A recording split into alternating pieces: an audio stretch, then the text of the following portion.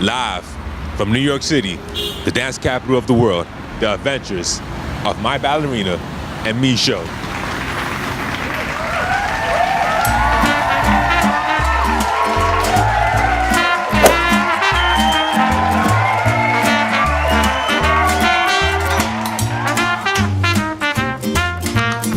My ballerina and me, we two are as close as can be. Whether I'm trying to climb up a tree or sitting down with you for tea, we're dancing, we're dancing. Sometimes we go for a long stroll ride, or in the playground I can go down the slide. It doesn't really matter the things that we do. All that matters is just me and you. We're dancing, we're dancing.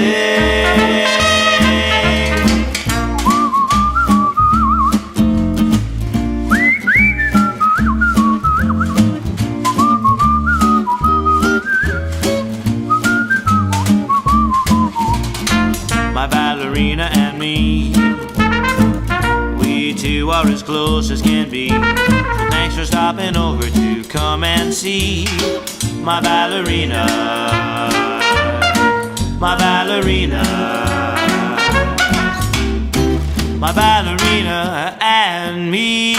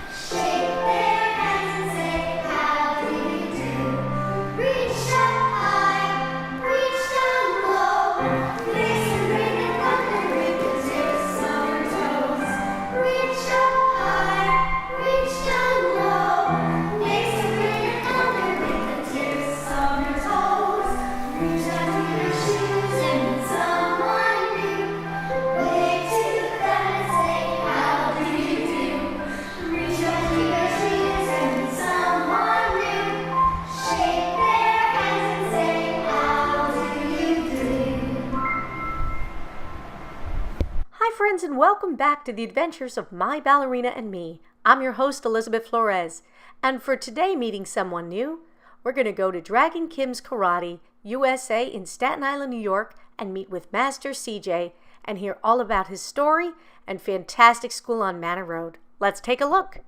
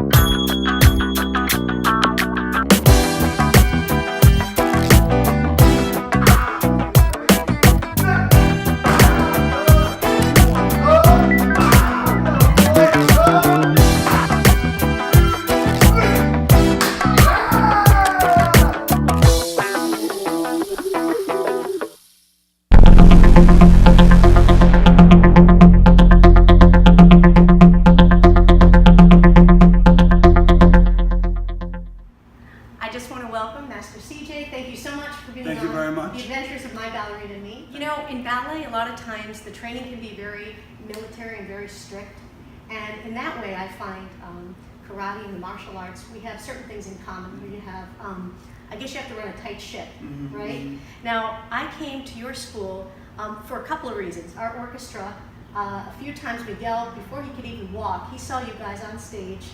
I think you choreographed some of these pieces. Yeah, so we have Chinese broadsword form Yep. incorporated into our performance. We have the bow staff, which is a long staff. Wow. We have nunchucks, which was highly popularized by favorite, right? Bruce Lee and one of Miguel's favorite weapons to use. Yes. One of my favorite weapons to use. and a mixture of other weapons as well, from what's called a kama, which is another Japanese weapon that started as a farming tool and was brought into martial arts as a weapon, and so forth. That was amazing. So would you listen to the music and you were just inspired where to hit certain points? The great thing about that performance is that we have a base of what we need to do. So, or I should say, we have a base of what we need to explore upon. Yeah. So we have the music, which is beautifully orchestrated and composed, and from there we listen to the music and we say, okay, we have either a form or a system that can match in unison beautifully with this, even if we slow it down a little bit or we speed it up. So in that sense, I look at martial arts not as a physical activity, I look at it more like art. It's a beautiful, like dance as well, it's a beautiful choreographed sequence where if you're doing a performance, it's almost mesmerizing to watch. If you have somebody very skilled, like in your school you have a lot of very skilled dancers, and it's just beautiful to see when you see them on stage and see them performing, especially to the music, it all ties together, it makes you, gives me goosebumps. Well, you guys were amazing. We couldn't take our eyes off that piece. It was outstanding. Business card.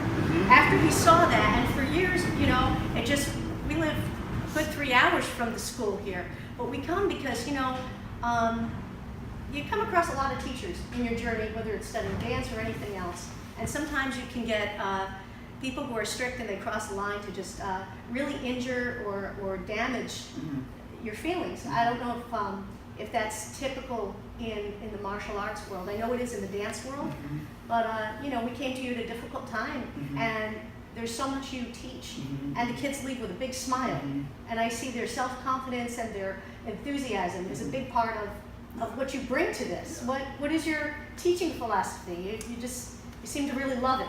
I love it. It's for me, being able to have a student come in, and a lot of times there's either an issue going on, whether it's maybe some children being bullied in school, or they have enough confidence, or maybe they don't have enough discipline, their parents and them are fighting at home. So the old school mentality of most martial arts schools or teachers, I guess you could say, would be, it's my way or the highway. So you come into my class, you learn what I teach you, you do it the way I want you to do it, and you go home. My philosophy is no one student is the same. Everybody has a different personality, everybody has a different background, everybody has different experiences. So my job is to try and figure out, okay, I have a student coming in that maybe needs a little more discipline. Now I'm not going to be strict and really harsh on them, because in some instances it's some things that are a little out of their control. It's not, they're not doing anything on purpose to be disrespectful or whatever, but they need to learn the ways of how to be a good person with good merit. So through that understanding, I try and lead by example. I try to say and do things and try and be the person that will inspire them to want to be good. Not just being good because they're told to. Or if you have a student who lacks confidence, who maybe will go into their school and get bullied by certain bullies, or have so much nerves and anxiety that they don't even want to get in front of the class and talk. My job is to help them see the potential inside of them and say, hey, listen, you are just as capable of everybody else in this room and everybody else outside this room to be your best. And as long as they understand that that's where I'm coming from and I'm trying my best to help them see that, then it just goes around and around in a good fluid circle of positivity. There's a great energy here. You know, when I see you welcoming students for the first time, whether it's my kids or new kids coming in, you make them feel a real part of the community here. And that's something, I don't know a lot about martial arts. I'm learning, but I don't think I see that too often. And I'll share with you something called the chopstick theory. The chopstick theory is, obviously we all know what chopsticks are, right? We eat with chopsticks in Asian style restaurants. If you take one chopstick, any of us could easily just break it. Maybe you take 2 chopsticks, you could probably snap it. 3, 4, you might have trouble, but you snap it. Now take 100 chopsticks together. Do you think you'd be able to break that? No, right? Because the chopsticks are working together as one. So if one chopstick is trying to be broken, the other ones come and support it, and then it can't be broken. Same thing with our community here. Every single student, whether they're a child as little as 3 years old, all the way to my adults, I have some adults who are in their 50s and 60s. Every time I have a class going on, my #1 goal is to make everyone feel like we are a family. And a lot of the time, And again, I say, I don't look at martial arts as a sport. You have people who play basketball, football, and I think dance is the same way in like martial arts, where it's not a sport you play, it's a lifestyle. And when someone like Miguel comes into the classroom, I don't want him to feel like he's just an individual sitting on the sidelines as if he were playing basketball and wasn't the starter, or the baseball player sitting on the bench if he's not skilled enough. Not to say that you aren't. But he comes into the classroom and he's equal to everybody else because we're all striving to the same goal, which is to be our best. We're not comparing ourselves to anybody else in the classroom. We're not looking at the highest belt and going, oh, he could do that or she could do that. I can't do that. The opposite mentality is given, where it says, hey, look at the leader in the class. We're all going to aspire to be our best together. Yeah. And that's what the community is about. Martial arts, especially if you come across a school that is very flourishing with the idea of a community mentality, which most martial arts schools are, that's the proper place you want to be. Well, that's great. And one other thing before we get moving here, I see he posts your workouts, because you teach long days, and you still fit in your own personal workout to reach your own goals and keep up with your high level training. Because you guys perform for presidents, big sports events. Yeah.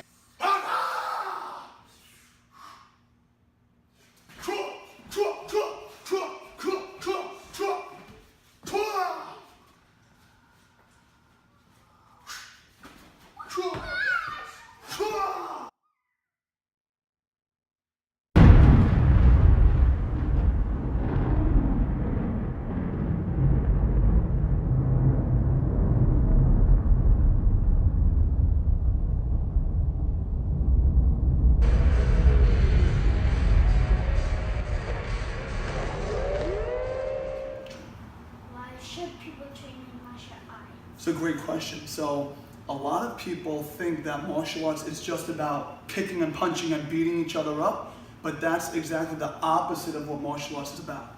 Martial arts is the purpose of living a life where we have confidence for a better you, having discipline to be able to go through life with self-control, being able to get good grades in school, having the control to not hurt people if you ever get into a situation where you have the choice, being able to be focused on not just tasks in school and at home, but in life, and having the perseverance, dedication, determination, a lot of the other, what we call codes of the dragon, to be able to learn. So when you come in and train, it's not, the most important thing is not punching and kicking, even though that's great to learn. It's more about becoming a great person.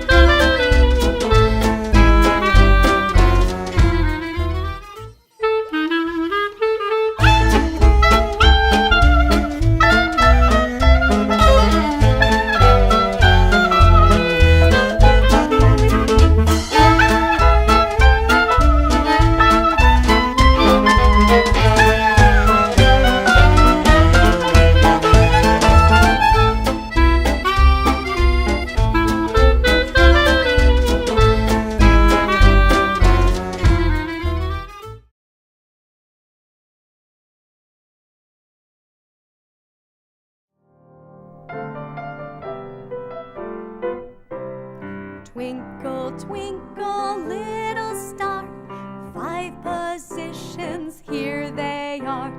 Heels together, toes apart. This is how the basics start. Jump to second, nice and light. Knees are straight and stomach's tight. Heel to elastic, that is third. Even though it sounds absurd. Step to fourth and stand up tall.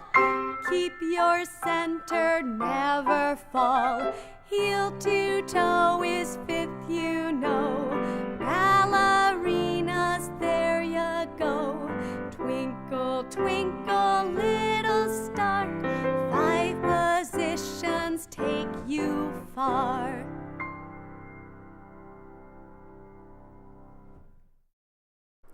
So when you go to a ballet and you see beautiful dancing and music, no one probably has any idea of how much work actually goes into it.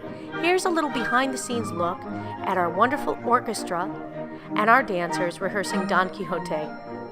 The performance we had was at Stuyvesant High School with a proper orchestra pit. For anyone out there watching, we could use help finding a proper venue for our orchestra. It's not easy to fit a 40-piece orchestra just anywhere, so any help out there would be more than welcome. Enjoy this behind-the-scenes look at the New American Youth Ballet and Symphony Orchestra.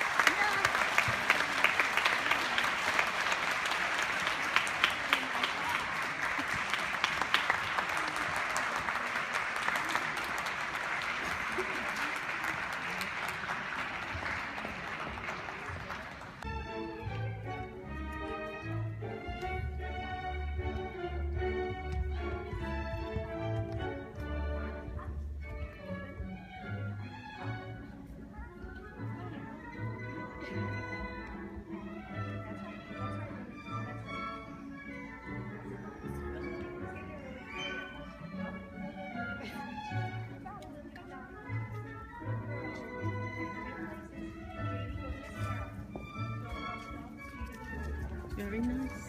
What you're seeing here is the dream scene from Don Quixote. Note, American Ballet Theatre generously lent us their score of Don Quixote, and the backdrop was from the original Metropolitan Opera House.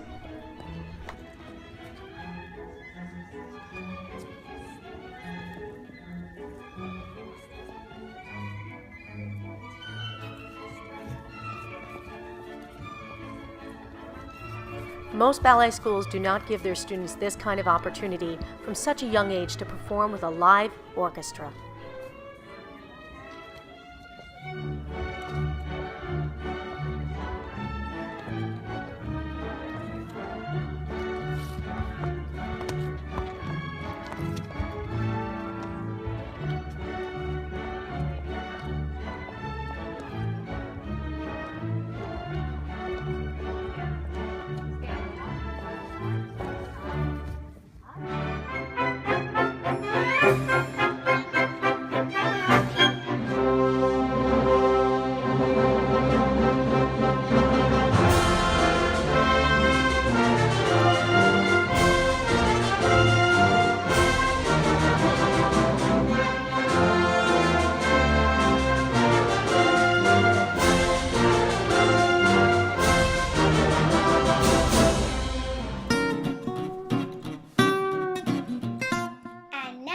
Thanks to our special sponsors who help make our show possible.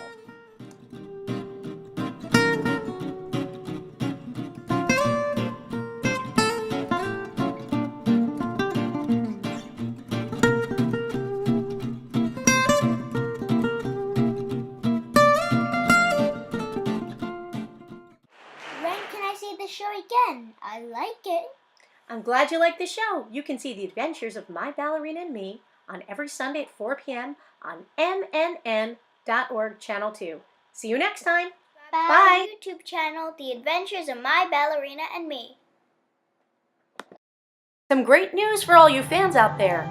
The Adventures of My Ballerina and Me has been nominated for a Public Media Award of Excellence. More information soon to come. Thanks for watching, and we'll see you next time.